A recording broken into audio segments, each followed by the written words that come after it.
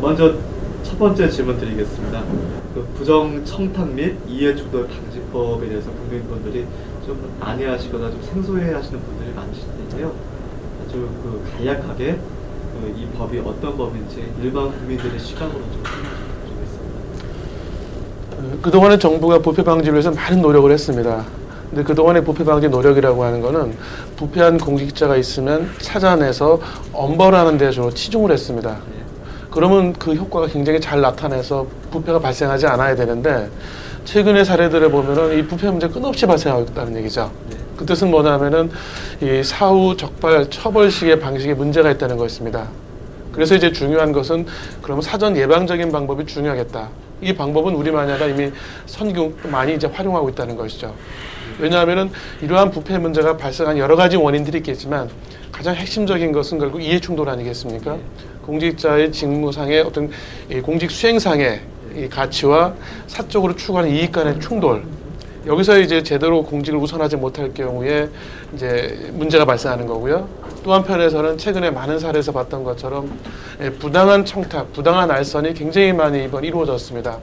이것의 결과는 또 앞서 말씀드렸던 이해충돌의 발생 그리고 부패 문제의 발생이라는 거죠.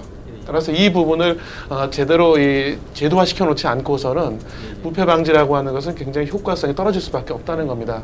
그런 의미에서 기존의 사후 적발 처벌식의 방법과 더불어서 사전 예방 중심의 이해충돌, 청탁을 방지하는 이 법이 균형 있게 만들어진다면은 이 부패 방지의 효과는 극대화될 수 있을 것으로 생각이 됩니다. 첫 번째 질문은 사실 부정 청탁 및 이해충돌 방지법, 일반 국민들 보면 좀 난해하기도 하고 어떤 법인지 좀 생소하시기도 할 텐데요. 간략하게 일반 국민들에게 이 법이 어떤 법인지 설명을 좀 부탁드리겠습니다. 이해충돌 방지법을 말하려면 먼저 윤리를 먼저 말을 해야 되는데요. 윤리라는 건 뭐 다른 게 아니고 국민들이 공직자에게 기대하는 바람직한 행동 이런 건 아니겠습니까? 그런 바람직한 행동이라고 하는 거는 국민의 기대감에서 벗어나지 않는 거죠.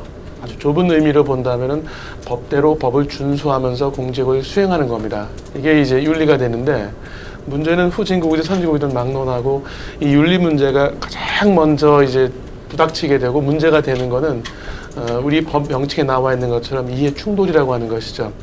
이해 충돌이라고 하는 것은 단순하게 말씀을 드린다면 공직자가 수행해야 되는 공적인 직무가 있고요. 또 공직자도 한편에서는 사인 아니겠습니까? 보통 사람이라면 보통 사람은 누려야 될 사익이라는 게 있겠죠.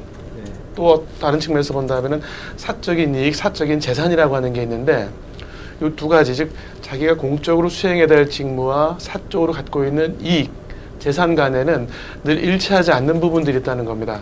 그 일치하지 않는 부분 속에서 늘 공직자에게는 공익을 우선해야 된다는 것이 국민으로부터의 기대감이고 국민으로부터의 신탁인데 공익을 우선하지 못하고 사익을 앞세울 경우에 이게 이제 윤리 문제가 되는 것이고 부패 문제가 되는 것이죠. 말하자면 나의 공익과 내가 준수해야 될 공익과 내가 사인으로서 누리게 될 사익 간의 충돌, 이게 바로 이해 충돌인데 이 부분을 적절하게 해소하지 못하면 그 자체로서 문제가 된다라고 하는 겁니다. 물론 그 자체로서 어떤 공직자가 부당하게 일을 처리하지 않는 경우도 있어요. 그렇지만 그러한 상황에 처해 있다는 것을 국민들이 알게 되면 공직자의 의사결정이나 행동이나 말, 나아가서는 정부 정책에 대해서도 불신하게 된다는 거죠. 뭐 그런 것에만 멈춘다면 사실 큰 문제가 안 될 수도 있겠는데 여기서 이제 한 걸음 더 나아가게 되면 그러한 이해 충돌을 적절히 해소하지 못했을 때 그 결과는 대부분의 경우에 이제 부정부패로 나타날 수밖에 없다는 겁니다. 따라서 우리가 부패 문제를 말하는데 늘 부패라는 것은 결론이죠. 공직자가 직무를 잘못 수행하거나 권한을 왜곡해서 사적인 이익을 추구하는 결과론적인 것인데 그 결과에 대해서 우리는 그동안 주로 잘못된 사람들, 부패한 공직자를 찾아내서 엄벌하는데 주로 이제 초점이 주어져 있었습니다. 그렇지만 이거는 경제 논리 따져본다면 굉장히 비효율적이죠. 사실은 또 그런 것이 가능한 것도 아니고요. 모든 부패 공직자를 우리가 다 찾아내서 처벌할 수 있는 것도 아니고요. 이렇게 본다면은 결국 중요한 것은 이제 예방적인 활동 아니겠습니까? 그래서 이제 우리보다 앞선 선진국, 뭐 주로 OECD 국가라든지 아니면은 정말 우리보다 깨끗한 나라라고 평가받는 북유럽의 대부분의 국가들을 보게 되면 형법이라든지 아니면은 나중에 적발에 처벌하는 이것도 상당히 중요한 것이긴 하지만 늘 예방적인 수단을 강조합니다. 그 예방적 수단이라는 게 오늘 논의된 이 이해충돌 방지에 관한 법이고요. 이해충돌에 대한 방지라고 하는 것은 공직자가 수행하고 있는 직무와 사익 간에 이해충돌이 있다 없다를 늘 보여줘야 됩니다. 공개를 해야 된다는 얘기죠. 그러기 위해서는 예를 들어서 재산이라는 측면에서 본다면 내가 어떠한 재산을 갖고 있다. 이것이 예를 들면 금융소득이든 아니면 뭐 주식을 통한 소득이든 부동산 자산이든 간에 이 부분을 일정한 수준의 공직자라면 반드시 드러내줘야 됩니다. 이게 이제 재산의 공개가 되겠죠. 그 공개와 수행하는 직무 간의 이해충돌이 있다 없다를 늘 보여줘야 됩니다. 스스로 보여줘야 되고 아니면 기관에서도 늘 그 부분을 심사를 해줘야 되죠. 그래서 그 부분이 만약에 문제가 있다면은 스스로 그걸 회피하거나 아니면 기관 수준에서 그 부분을 회피하도록 절차를 만들어주고 그럼으로써 사전적으로 공직자가 수행하는 직무와 사적인 이익 간에 갈등이 없게 만들어주는 겁니다.